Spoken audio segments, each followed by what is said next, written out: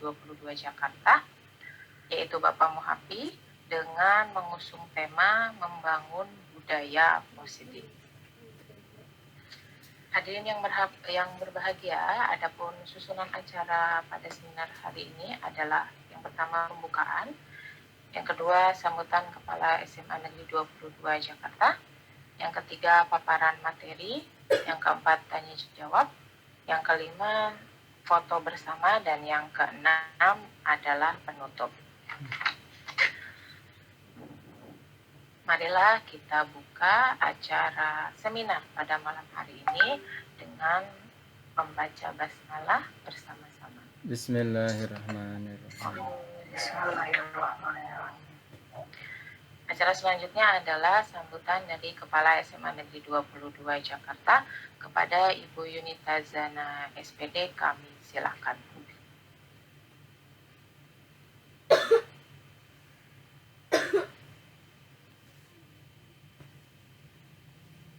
Udah kerekam ini rekamannya. Suaranya Bu Yunita. Rekam jangan walaupun di luar. Siap. Oke, baik, terima kasih Bu Resti, teman-teman semua. Baik, Assalamualaikum warahmatullahi wabarakatuh. Waalaikumsalam warahmatullahi wabarakatuh. Ya, salam sehat dan salam sejahtera untuk kita semua. Yang terhormat Pak Muhapi selaku pemateri pada salah satu aksi nyata dari program calon guru penggerak kali ini, ya. Kemudian dari wakil teman-teman diwakil oleh Pak Iwan, ya, Pak Iwan Randi selaku wakil kepala sekolah bidang kesiswaan. Kemudian lagi Bapak Ibu guru BK, serta ada di sini ada gestar ternyata, ya, Pak Muhapi. Ada beberapa teman juga yang hadir di sini, Bu Epa juga keluarga besar kita. Kemudian lagi tadi ada Bu siapa? Bu Syafa. Iya.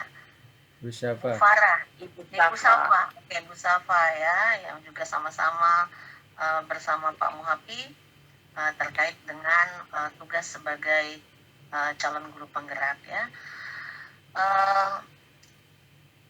Puja dan puji syukur, ya, malam hari ini selalu kita senandungkan kepada Allah Subhanahu wa Ta'ala, yang mana atas karunia-Nya jualah di malam ini kita tetap berkesempatan beraktivitas, ya, memenuhi undangan teman kita pada malam hari ini. Salawat serta salam juga tidak lupa kita senandungkan kepada Nabi besar kita Muhammad SAW, yang mana syafaat dari beliau sangat kita nantikan di hari kemudian. Bapak Ibu semua, seperti yang sudah kita ketahui bahwa salah seorang rekan kita, Bapak Muhapi, adalah merupakan salah satu, ya, dari calon guru penggerak yang ada di SMA Negeri 22 Jakarta. Insya Allah akan disusul dengan teman-teman lainnya, tidak hanya dari CGP, tapi juga dari guru pengajar praktik dan lain sebagainya. Mudah-mudahan segera menyusul, ya. Informasi yang saya dapat salah satunya yang akan segera menyusul Bu Weni. Mudah-mudahan kita doakan akan segera, ya. Oke, baik. Terkait yang menjadi tugas dari Pak Muhapi pada malam hari ini adalah salah satu aksi nyata yang merupakan bagian atau tugas, ya, dari salah seorang dari beberapa rangkaian penugasan dalam program calon guru penggerak, dan ini memang harus dilaksanakan, ya, dengan berbagai tahap seleksi yang sudah dilalui oleh Pak Muhapi, ya, sudah sampai pada tahap ini yang pemahaman kita kalau tidak salah itu memang harus sampai selesai nanti menyelesaikan 4 modul kalau nggak salah, ya, Pak Muhapi, ya, 4 modul yang harus diselesaikan, ya, dengan tahapan-tahapan yang memang cukup panjang, ya. Banyak sekali modul 1 pun akhirnya terbreakout menjadi modul 1.1, 1.2 dan lain sebagainya. Ya, kalau kita bikin soal membiasakan kepada anak itu soal beranak pinak, maka di sini kita pun merasakan hal yang sama artinya, ya. Seperti itu. Tapi, ya, di sini yang kita butuhkan adalah memang semangat, kemudian lagi insya Allah selalu diberikan kesehatan oleh Allah Subhanahu wa Ta'ala. Karena di sini memang bukan hanya kita itu dituntut untuk selalu sehat, tapi juga harus tetap bersemangat. Karena rangkaian-rangkaian yang harus dilalui pun sangat panjang, terutama lagi mungkin, ya, itu tadi, ada masa mungkin pada saat kita harus berada pada posisi yang kayaknya agak sedikit lemah gitu, agak sedikit kayaknya kurang gitu ya, karena merasa belum lagi tugas wajib kita sebagai guru yang mungkin banyak sekali, ditambah lagi dengan hal-hal yang lain. Tapi kita doakan semoga Pak Muhafi bisa melalui ini semua dan akhirnya nanti betul-betul bisa menandang predikat sebagai guru penggerak. Amin. Namanya, amin ya robbal alamin ya. Namanya guru penggerak artinya adalah sebagai motor. Jadi motor di sekolah kita SMA Negeri 22 Jakarta, kita memiliki seseorang yang ternyata bisa mampu nanti menggerakkan kita semua menuju kepada tahapan-tahapan yang memang diinginkan dalam kurikulum merdeka, terutama dalam nanti menciptakan profil pelajar Pancasila seperti yang diharapkan, seperti itu ya. Nah, ini adalah ilmu pengetahuan gratis ya, artinya secara cuma-cuma yang bisa kita dapatkan, apalagi itu dari teman sejawat kita juga bisa mendapatkan informasi, bisa mengetahui sejauh mana apa yang selama ini memang belum kita dapatkan. Ya, banyak dari kita yang memang akhirnya nanti berkewajiban untuk mendaftar sebagai guru penggerak, tapi untuk dapat diterima atau lolos melalui tahapan seleksi pun itu adalah berdasarkan tahapan-tahapan yang cukup panjang juga, seperti itu ya. Sukses untuk Pak Muhafi, mudah-mudahan lancar ke depannya, dimudahkan segala urusannya, dan yang terpenting adalah selalu diberikan kesehatan, tidak gentar, tidak lemah, dan tetap bersemangat pada saat sudah mulai lemah, sudah mulai give up, sudah mulai harus ada dimotivasi kembali agar apa yang diharapkan itu nanti sesuai sampai pada akhirnya gitu ya. Mungkin itu saja yang saya sampaikan. Terima kasih banyak. Bisa saya kembalikan kepada pembawa acara. Saya akhiri. Wabillahi taufiq wal hidayah. Assalamualaikum warahmatullahi wabarakatuh. Waalaikumsalam warahmatullahi wabarakatuh. Terima kasih Ibu Yunita atas sambutannya. Ibu dan Bapak, acara yang selanjutnya adalah acara inti, yaitu pemaparan materi yang akan disampaikan oleh Bapak Muhafi. Mohon izin Bu Resti, mungkin ada baiknya foto diambil sekarang aja Bu. Nanti kalau saya udah lanjut sambil jalan sudah agak ini ya. Gitu. Ya, setuju. Foto dulu Bu, betul Bu. Oke, siap. Baik, karena Open kamera. Kalau lagi di jalan. Iya, Bu. Bapak Ibu, untuk kepentingan foto bersama, mohon untuk mengaktifkan kameranya terlebih dahulu. Silakan yang belum akan mengambil foto siapa nih, Pi? Saya ya Bu Resti. Bu Resti boleh. Oh, boleh, ya. Boleh Ibu Lala, Ibu Intan, Ibu Titi, Ibu Sunemi, Bapak Zaman, Ibu Sondang, lalu Ibu Dandi, Ibu Ivi. Yun, matanya kenapa Yun? Yun, bangun Yun. Ibu Safira dan juga Ibu Nurul. Ya, mohon untuk diaktifkan sebentar kameranya. Iya. Ibu Sunemi imut. Pakai orang pakai daster. Pakai tank top ya. Masih ada beberapa yang belum buka. Boleh di foto aja Pak? Nggak apa-apa, foto aja Bu. Oke, siap. Oke. Foto akan saya ambil. 3, 2, 1, action. Oke, 1, 2, 3. Sudah Ibu dan Bapak, terima kasih. Iya, baik. Berarti ada pergeseran ini ya, tapi ya untuk susunan acaranya. Baik, untuk acara selanjutnya, tadi sudah saya sampaikan bahwa akan diisi oleh pemaparan materi yang akan disampaikan oleh Bapak Muhafi. Bapak Muhafi ini saat ini mengajar pelajaran ekonomi dan juga kewirausahaan di kelas 10 dan juga 11 dan beliau merupakan calon guru penggerak angkatan ke-7 ya Pi ya. Belum bisa.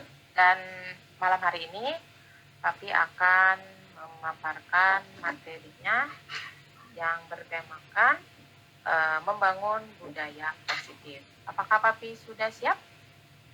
Siap, Bu Resti. Ya. Baik, kepada Bapak Muhafi kami silakan. Bismillahirrahmanirrahim. Assalamualaikum warahmatullahi wabarakatuh. Waalaikumsalam warahmatullahi wabarakatuh. Selamat malam Bapak Ibu.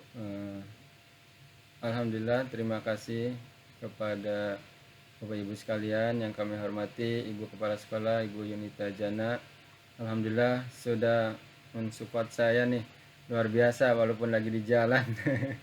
Sempat memberikan sambutan kepada para wakil, Bapak Ibu guru hebat, luar biasa. Terima kasih sudah mensupport saya dalam melaksanakan aksi nyata ini. Baik, sebelum mulai saya presentasi, di kolom chat saya mengirim Mentimeter. Apa bisa ini Bu? Di kolom chat ada yang mungkin belakangan masuknya ya? Coba saya kirim lagi.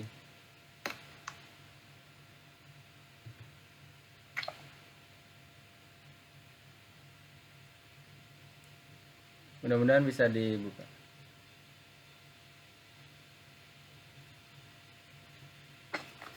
Ya, bisa Papi. Ya. Boleh dipilih Bu.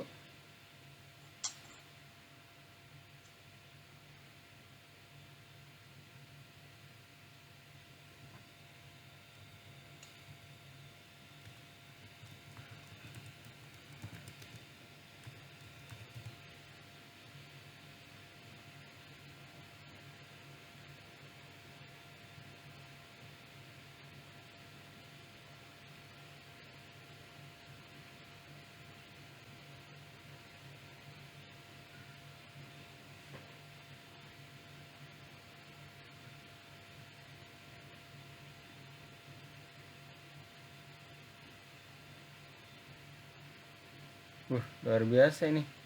Nomor 1, setuju dan tidak setujunya hampir sebanding ya.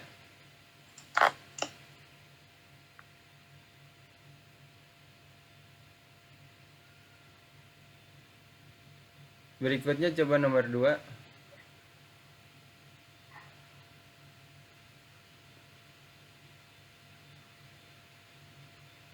Nomor 2 kelihatan pertanyaannya nggak Bapak Ibu? Saya enggak Pi. Coba saya cek. Ya sama di saya juga tidak. Oh, baik, sebentar. Ini udah keluar Pi. Pertanyaannya? Pemberian hukuman dengan hal positif seperti membaca novel atau membersihkan halaman dapat meningkatkan kedisiplinan anak. Wah, ini yang tidak setuju masih kosong ya, yang banyak yang setuju.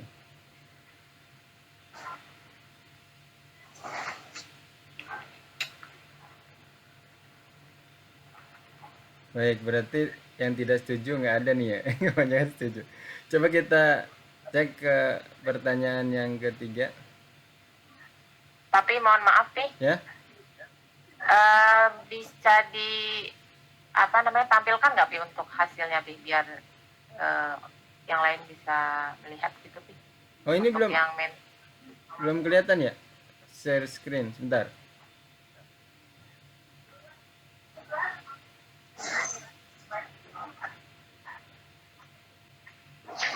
Sebentar. Kamu happy hanya 3 pertanyaan ya. Iya. Share screen, sebentar.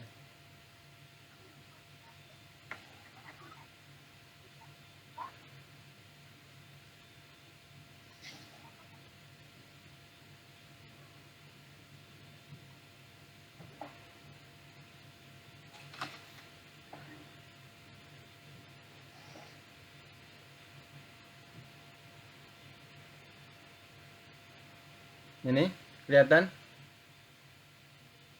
on proses. Kelihatan, Bu?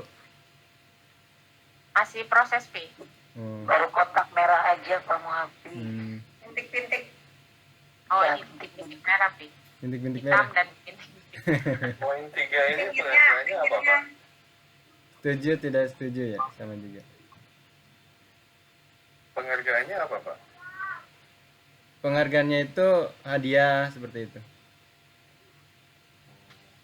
Kelihatan nggak, Bu? Berupa barang gitu ya? Nggak kelihatan, Pak. Enggak juga ya? Baru kotak.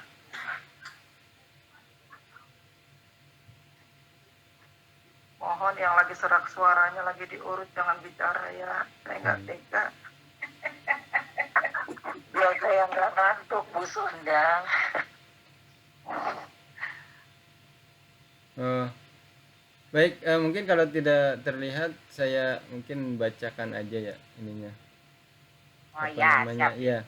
Pertanyaan 1 ini yang setuju 10 orang, yang tidak setuju 16 orang. Kemudian pertanyaan 2 yang setuju 15 orang, yang tidak setuju 0. Pertanyaan ketiga yang setuju 13 orang, yang tidak setuju 3 orang. Kebanyakan yang setuju. Itu. Baik, kita lanjut ke materi. Artinya ini untuk melihat pendapat Bapak Ibu. Lanjut ke materi. Jadi materi kita kali ini yaitu membangun budaya positif. Operator, membangun budaya positif. Artinya bahwa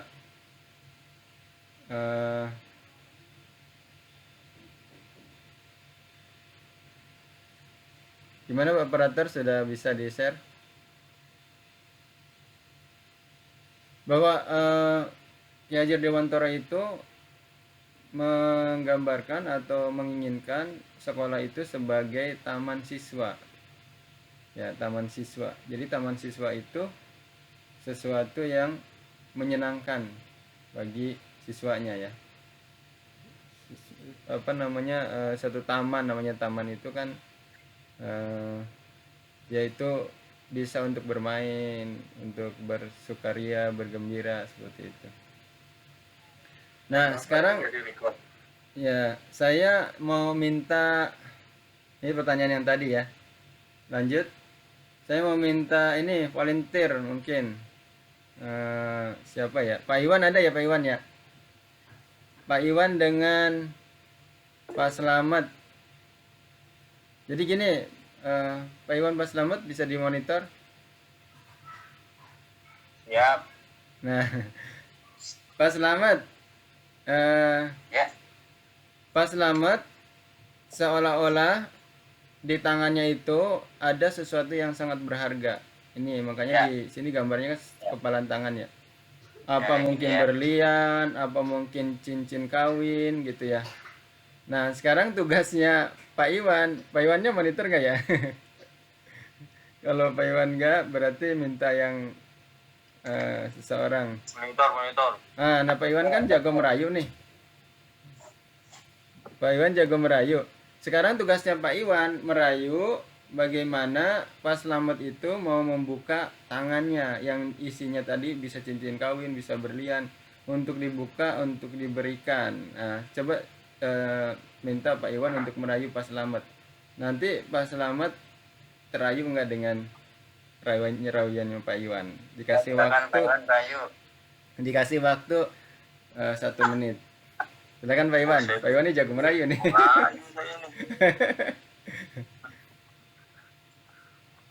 Pak Selamat ganteng. Enggak ah.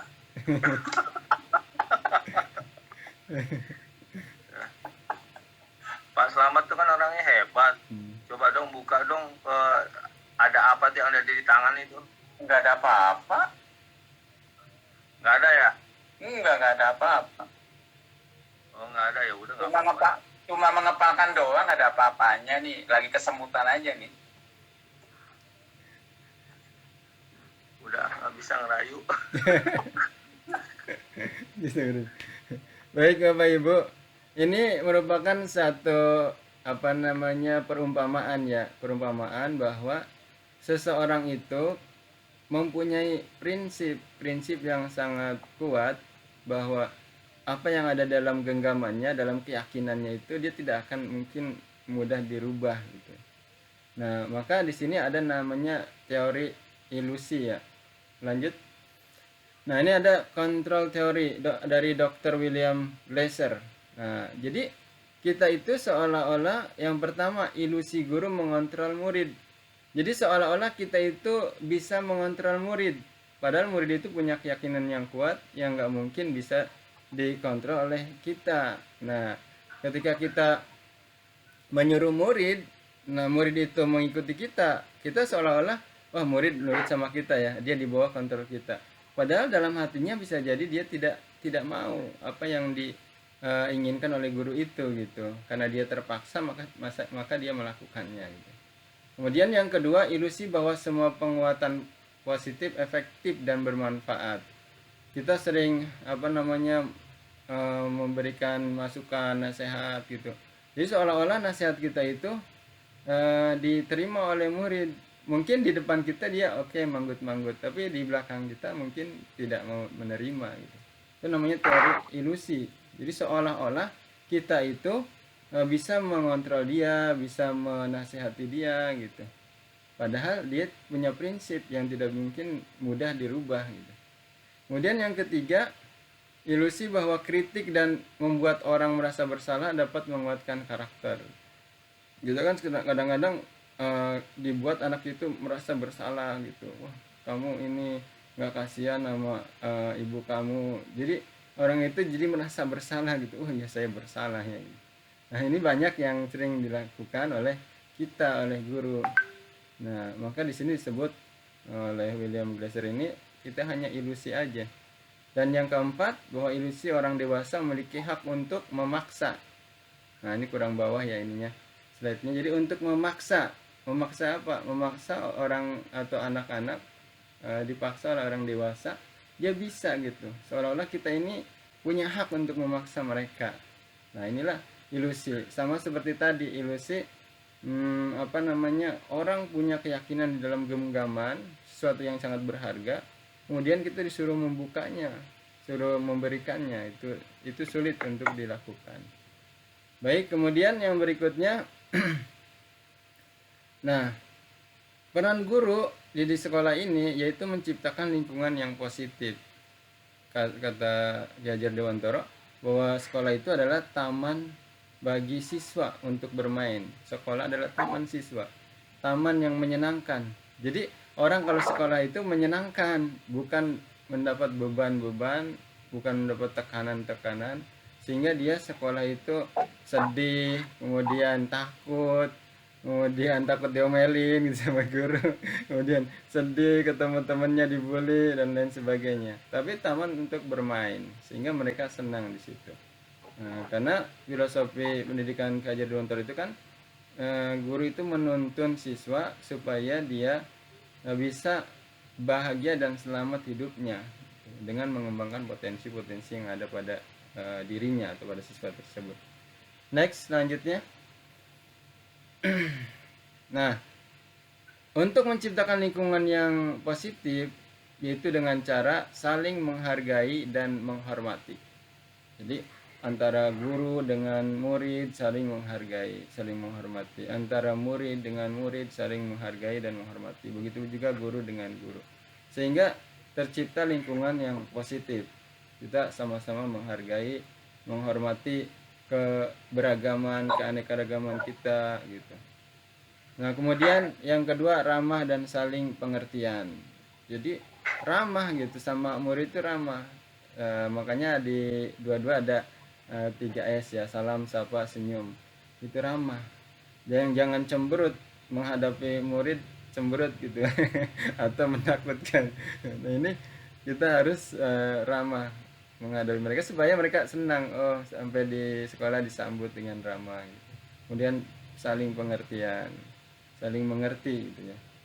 Nah, berikutnya keterbukaan di antara pendidik dan peserta didik. Jadi tidak ada sesuatu yang disembunyikan, yang ditutup-tutupi, terbuka.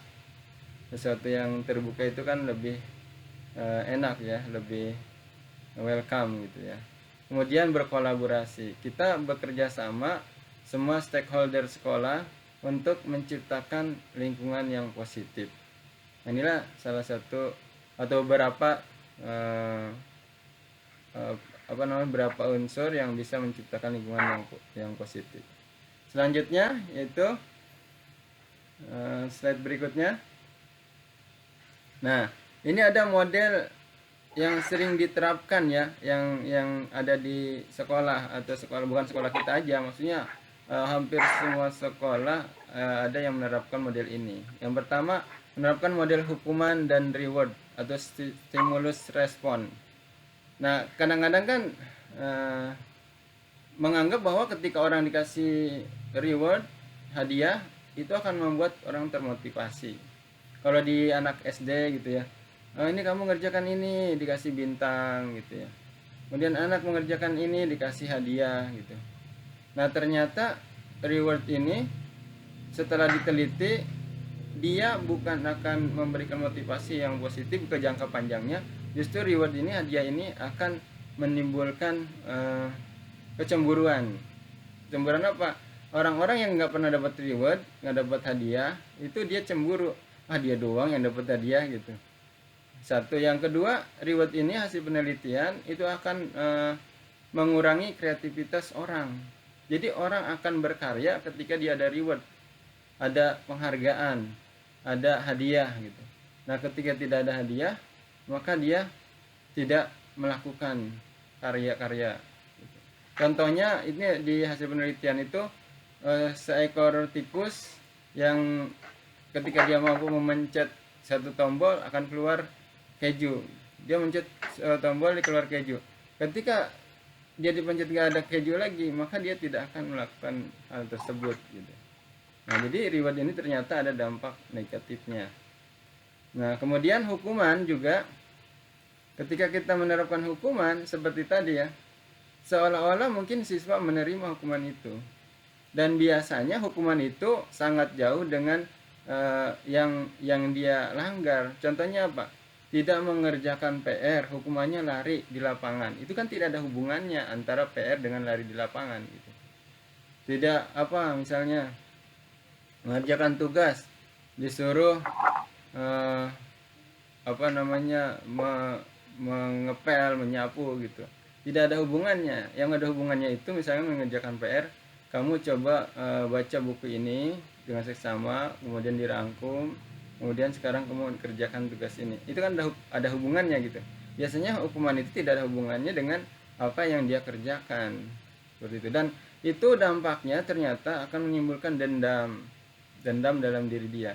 Makanya kenapa di universitas itu ospek ya dulu ya, nah, itu seniornya sering balas dendam terhadap juniornya, karena dulu dia pernah diperlakukan seperti itu. Atau bisa jadi ada murid yang diperlakukan gurunya seperti kurang baik, maka ketika dia jadi guru, dia akan memperlakukan muridnya seperti itu.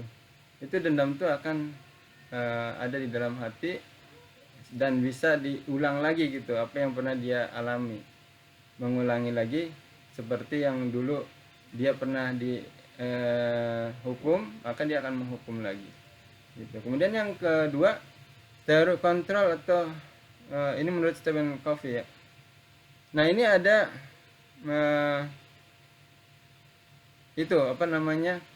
teori yang tadi stimulus respon yang sebelah kiri, dan yang sebelah kanan itu teori kontrol. Jadi teori stimulus respon itu tadi hukuman dan reward, realitas kebutuhan kita dianggapnya sama.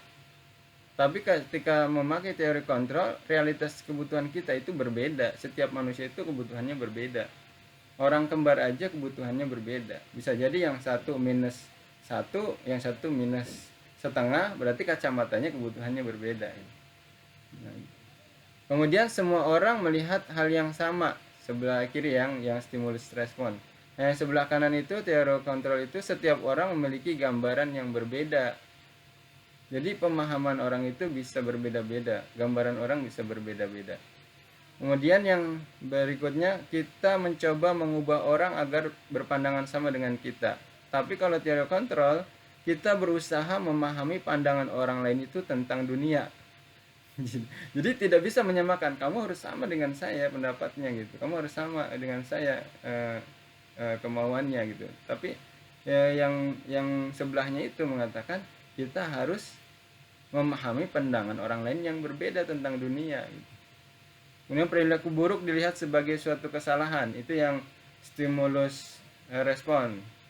Yang sebelahnya semua perilaku memiliki tujuan, walaupun dia melakukan kelakuan yang salah gitu, dia punya tujuannya apa gitu.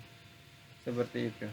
Kemudian orang lain bisa mengontrol saya, itu menurut teori stimulus respon. Tapi yang sebelahnya hanya Anda yang bisa mengontrol diri Anda sendiri. Tadi di permainan yang itu ya, menggenggam tangan. Kemudian saya bisa mengontrol orang lain, kata stimulus respon. Kata Stephen Covey, hanya Anda yang bisa mengontrol diri Anda sendiri.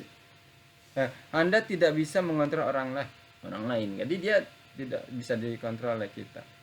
Pemaksaan ada pada saat bujukan gagal gitu. Jadi dipaksa gitu, dibujuk.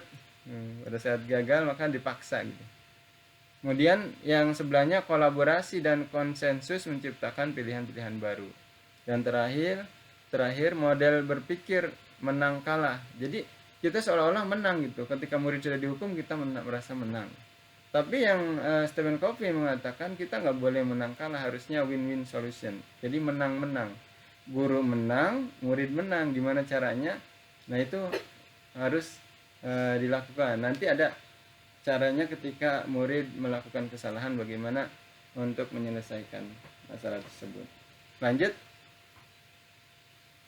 Nah, kadang-kadang kita memahami makna disiplin. Disiplin itu orang harus taat dengan peraturan. Jadi dipaksa ya, terpaksa gitu. Disiplin itu dipaksa. Seperti orang naik motor harus pakai helm. Kalau nggak pakai helm ditilang, kan dipaksa gitu. Sebetulnya bukan seperti itu.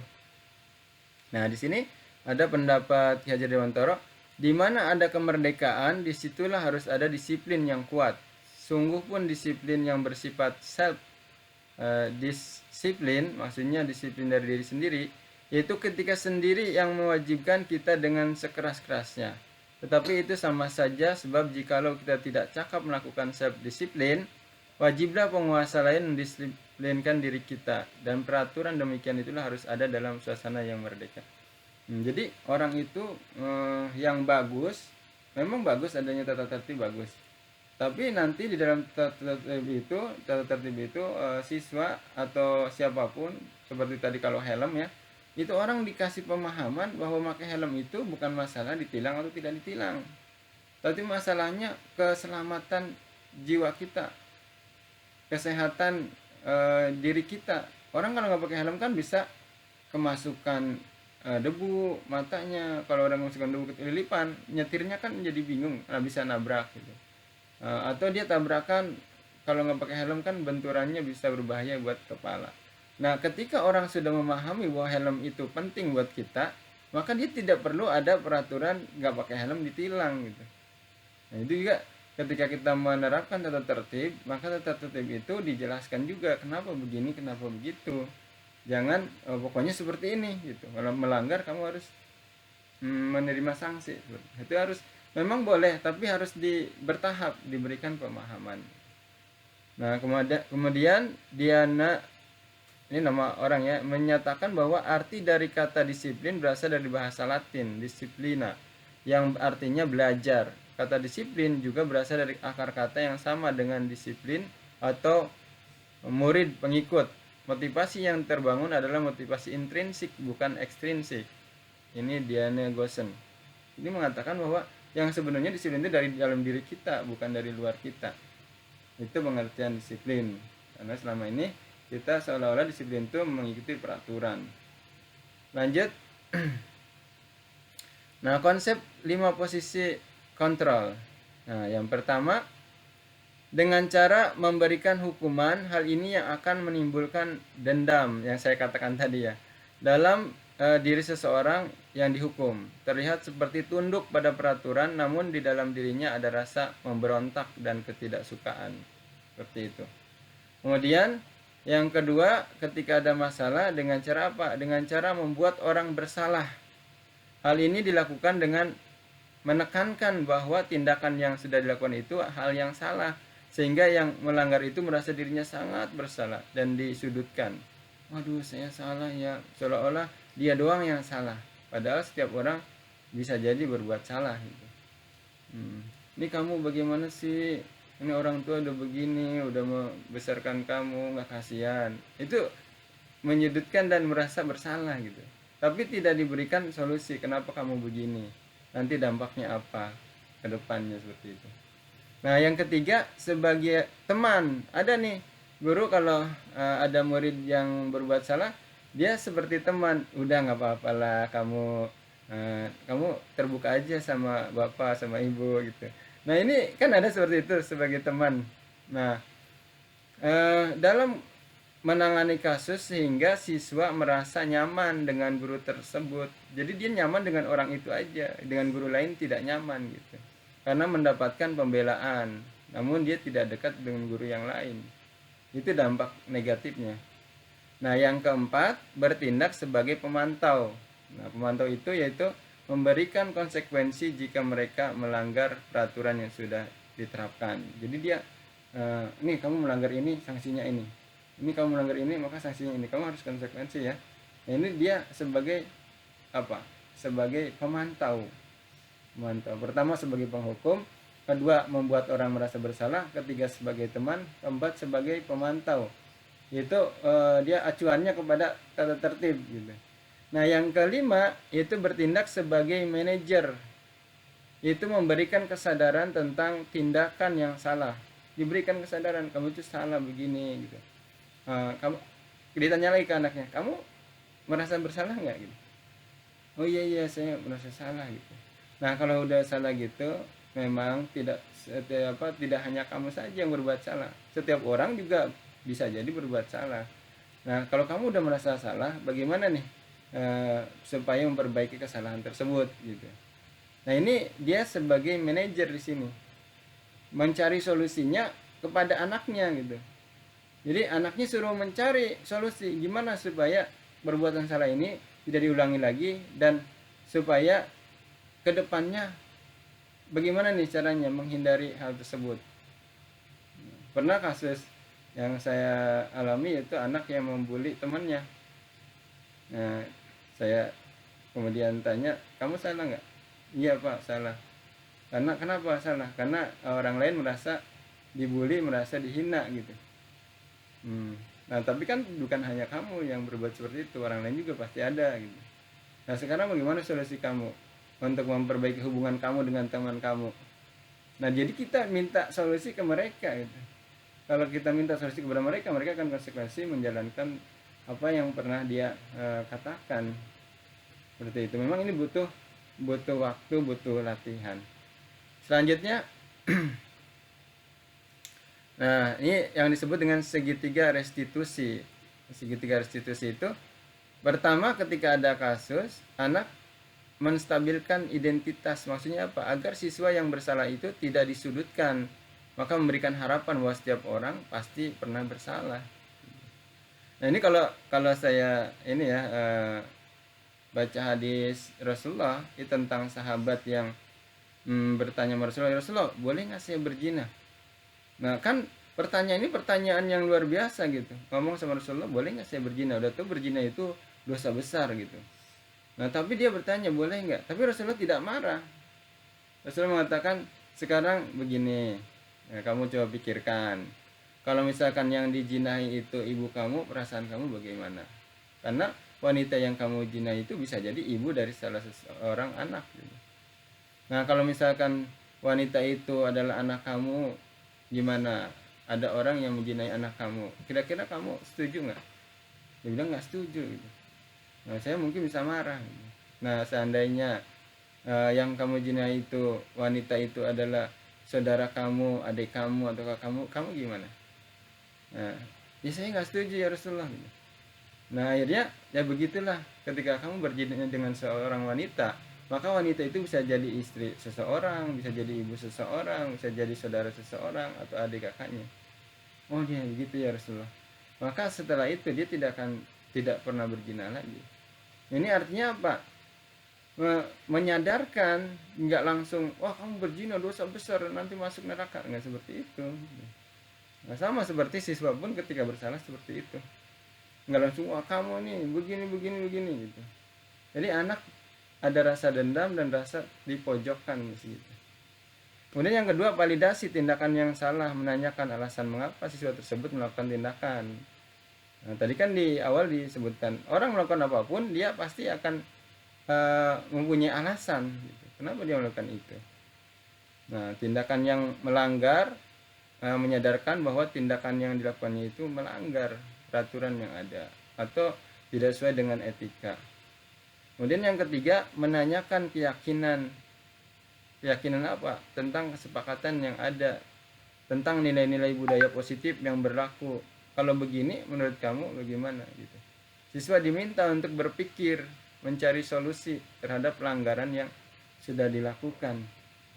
Jadi itu budaya positif yang harus kita bangun, dan memang ini perlu latihan, perlu pemahaman, sehingga materi-materi CGP ini memang disuruh menjadi seorang guru yang ideal sekali gitu, supaya kita bisa menuntun para siswa menjadi siswa yang selamat, bahagia, hidup di masyarakat gitu, dengan menuntun dan mengembangkan potensi yang ada dalam dirinya. Seperti itu, sepertinya slide-nya sudah habis ya. Terima kasih. Saya kembali kepada Bu Reski Fadilah. Mungkin nanti dilanjutkan tanya jawab. Ya, terima kasih Bapak Mohapi. Demikian tadi Ibu dan Bapak paparan materi yang disampaikan oleh Bapak Mohapi. Selanjutnya adalah sesi tanya jawab. Saya buka untuk yang pertama untuk 3 orang. Bagi Bapak Ibu yang ingin bertanya, memberikan kritik ataupun saran, kami silakan.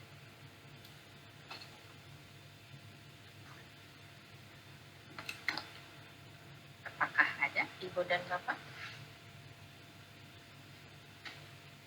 Silakan Bapak Ibu, yang mau menambahkan juga boleh ya, dari Ibu Syafa mungkin.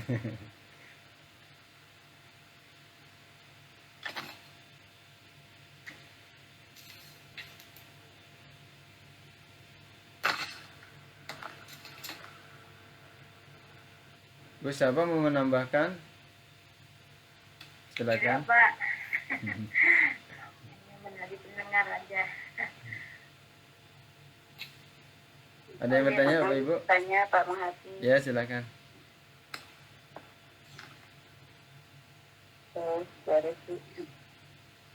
Ya, silakan Ibu Eva. Terima kasih atas kesempatan yang diberikan. Assalamualaikum warahmatullahi wabarakatuh. Waalaikumsalam warahmatullahi Assalamualaikum. wabarakatuh. Menarik sekali apa yang barusan Pak Mohapi sampaikan tentang membangun budaya positif.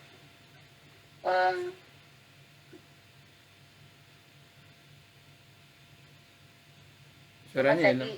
Ya. dari 3 pertanyaan di awal tadi saya belum menemukan atau belum.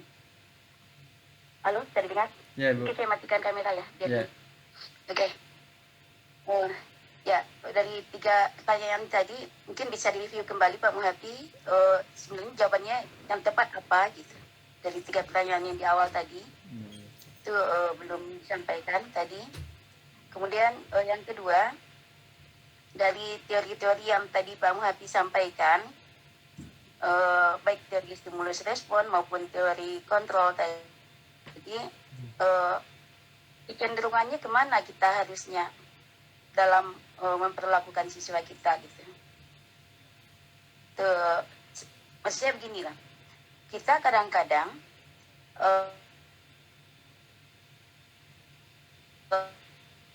salah gitu ya.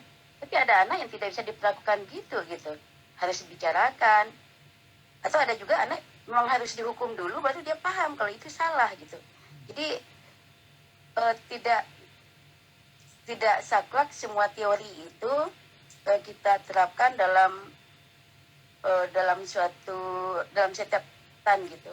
Karena tergantung juga kepada orangnya, situasinya, kondisinya, lingkungan yang membentuk anak tadi gitu.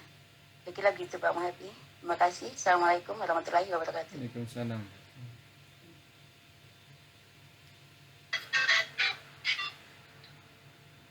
Ya, Pak Muhapi mungkin bisa langsung direspon Langsung saja, Pak. aja ya. Baik. Ya. Nah, untuk yang pertanyaan tadi, ini kan bentuk pertanyaannya yang di Mentimeter. Pertama, hukuman dapat mendisiplinkan anak. Tadi jawabannya lebih besar yang setuju daripada yang tidak. Kalau tidak salah jumlahnya yang setuju 6, yang tidak setuju 5. Atau 7 dengan 5 lah gitu, hampir sama. Tapi lebih tinggian yang setuju menghukum dapat mendisiplinkan anak. Ternyata tadi kan saya sampaikan teorinya, menghukum itu biasanya tidak sesuai dengan pelanggaran yang dia lakukan, yang namanya hukuman itu. Lebih seperti itu. Tadi contohnya orang anak nggak mengerjakan PR, disuruh lari lapangan, kan nggak ada hubungannya gitu ya. Nah, dan hukuman itu bisa menimbulkan dendam di diri anak itu, dendam kepada yang memberikan hukuman. Nah, maka yang lebih baik ketika ada hukuman itu, tadi memang kan posisinya yang keempat tuh sebagai pemantau. Pertama kan menghukum, kedua membuat orang merasa bersalah, ya, ketiga itu tentang apa tadi ya, yang ketiga itu. Nah, yang keempat itu tadi kan sebagai pemantau, yang kelima sebagai manajer, ya. Nah, jadi ketika memang ada hukuman yang sesuai dengan yang keempat tadi, pemantau, itu sesuai dengan tata tertib yang sudah dilakukan. Nah, itu karena mereka sudah membuat komitmen kan. Tata tertib itu dibuat dengan komitmen, dibuat dengan bersama, bukan hanya dari satu pihak sekolah, seperti itu. Maka ada acuannya, tapi itu pun harus bergeser kepada yang kelima tadi, yaitu sebagai manajer. Bagaimana anak itu tidak disudutkan, tidak langsung diberi hukuman, tapi bagaimana bisa memberikan solusi kepada kita dari anak itu. Kita tanyakan bagaimana solusinya menurut kamu, seperti itu. Nah, kemudian yang kedua tadi, pemberian hukuman dengan hal positif seperti membaca novel atau membersihkan halaman, meningkatkan kedisiplinan. Nah, kalau memang di situ ada konsekuensinya, ada peraturannya, kemudian kalau baca novel itu ada hubungannya dengan misalnya dengan guru bahasa ya, bahasa Indonesia. Nah, dia ada hubungannya, suruh baca novel ada hubungannya gitu. Nah, kalau membersihkan halaman, hubungannya dengan apa nih? Nah, kalau dia memang di situ pelajaran yang ada hubungannya dengan menjaga kebersihan, bisa dikatakan boleh gitu. Jadi ada hubungannya, yang penting ada hubungannya. Dan yang ketiga, memberikan penghargaan, meningkatkan motivasi anak. Kan saya katakan tadi ada teori stimulus respon. Jadi tidak setiap penghargaan itu, hadiah atau reward itu bisa motivasi. Contohnya kasus tikus yang kalau dipencet akan keluar keju gitu. Itu jadi kalau ketika dipencet nggak keluar keju, dia tidak melakukan hal itu. Sama seperti yang di penelitian itu, seorang atau mereka yang disuruh membuat berita, artikel berita.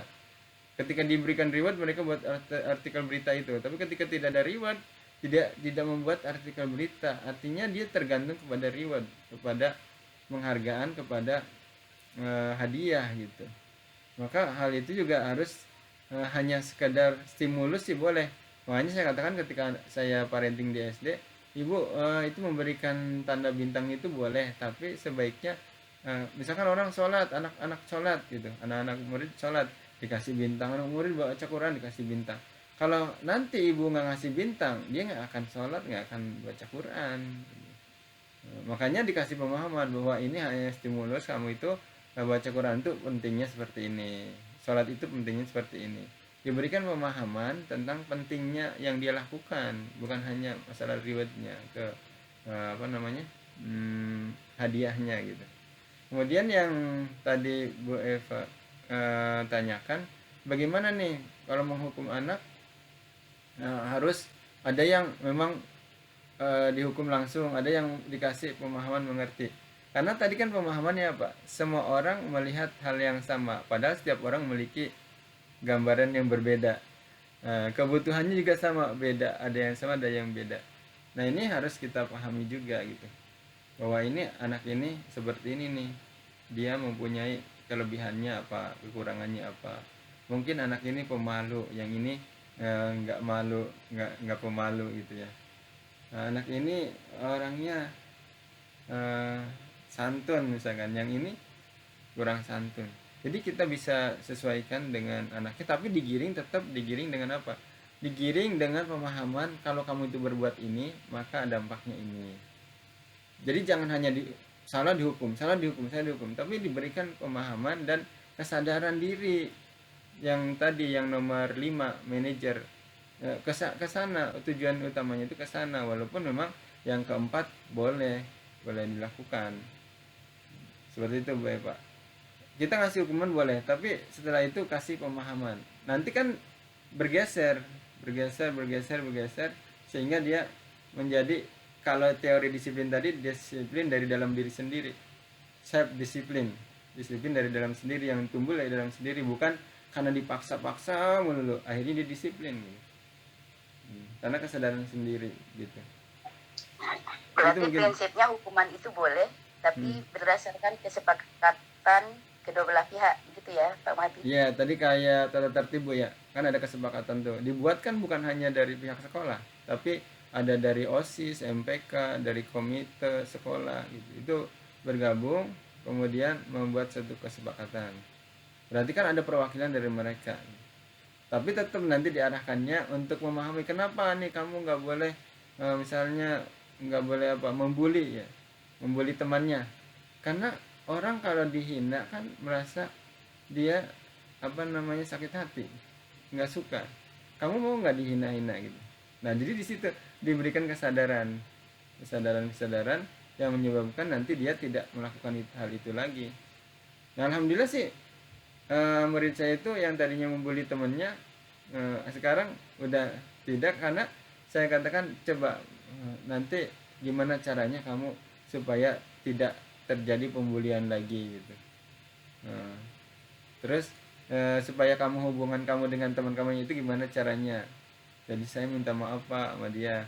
Nah terus supaya tidak terjadi hal seperti ini, apa yang harus kamu lakukan? Ya saya nggak akan mengulang lagi Pak, karena hal ini membuat anak itu katanya sakit hati gitu. Jadi itu Bu, jadi diberikan kesadaran yang menyebabkan dia sendiri yang akan melakukan itu, tidak dipaksa-paksa terus gitu. Memang bertahap Bu ya, bertahap. Baik, itu mungkin Bu yang bisa saya jawab. Makasih banyak nih. Sama-sama Bu Eva Wira. Kembalikan ke MC. Ya, terima kasih Bapak Muhapi atas responnya, dan terima kasih juga untuk Ibu Eva Wira. Apakah Oh ya, satu lagi Bu Rizky, maaf. Oh iya boleh. Materinya nanti di sini ya Pak Muhapi. Materinya, ya Bu, insya Allah. Ya. Baik Bu. Terima kasih. Sama-sama. Oke, siap. Apakah ada lagi Ibu dan Bapak? Ya, menambahkan sedikit ya Pak Muhapi. Silakan Bu Ya. Safa. Terima kasih. Mungkin tadi yang kesepakatan itu Pak atau Bapak Ibu bisa dibuat di kelas juga gitu kan. Setiap kelas itu ada namanya tata tertib ya, tata tertib kelas. Nah, tata tertib ini dibuatnya bukan oleh guru atau oleh pihak sekolah, tapi di awal pembelajaran, di awal ajaran baru kita bisa membuat kesepakatan kelas itu bersama murid-murid kita gitu kan. Jadi tidak sepihak dari kita atau dari sekolah. Jadi kesepakatan kelas.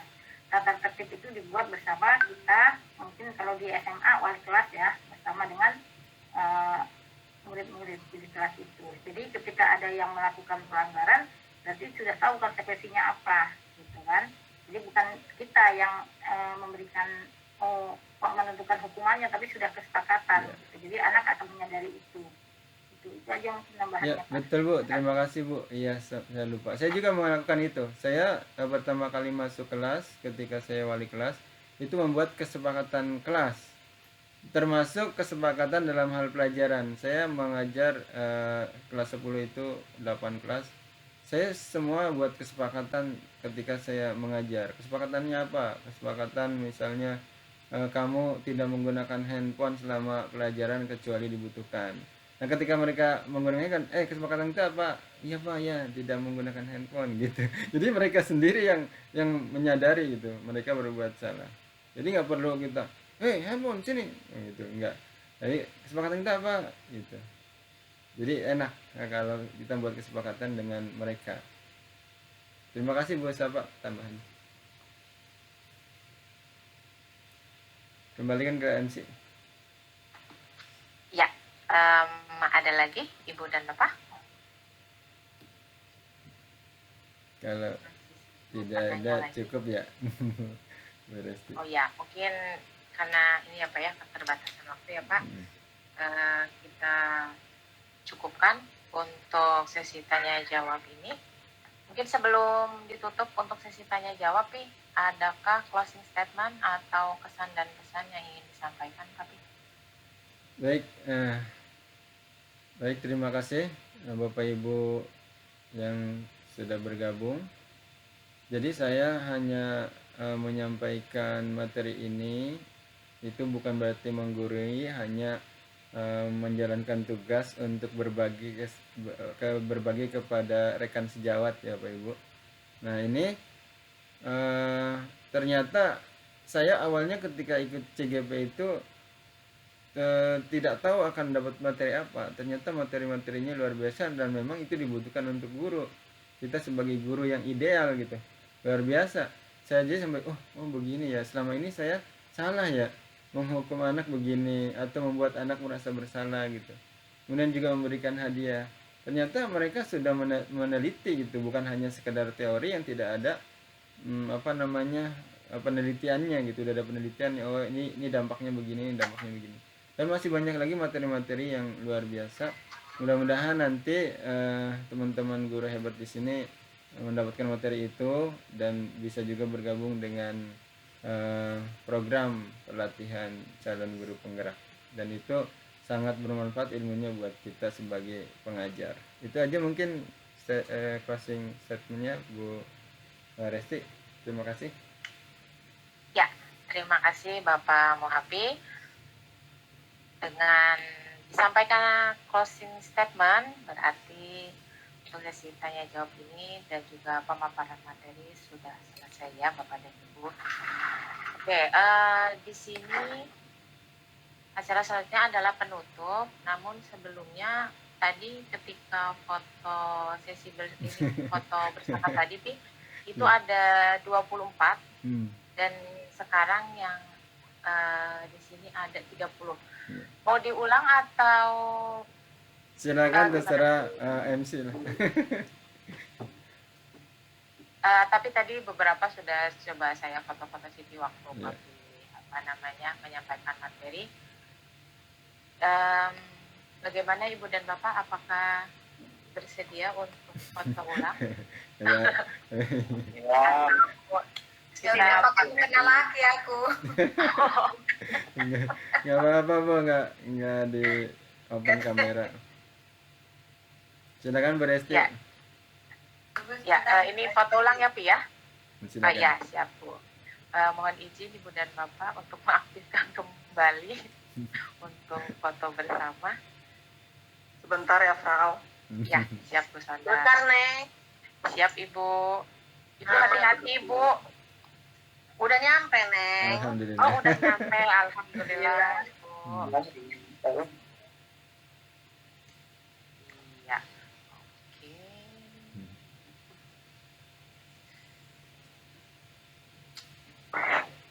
Sudah Bu Resti. Iya Pak. Iya, ini sudah mulai. Di sini yang belum nampak ini ada Ibu Ivi, Bapak Abdul, lalu Bapak Zaman, Ibu Safira, Ibu Titi, Bapak Bey, Ibu Nurul, dan Ibu Kamiati. Terima kasih teman-teman guru di luar SMA 22 yang ikut bergabung atas supportnya. Sama-sama, Pak. Ya. Izin Ibu Bapak, saya potret ya. 3, 2, 1. Oke, sekali lagi. 1, 2, 3, pose.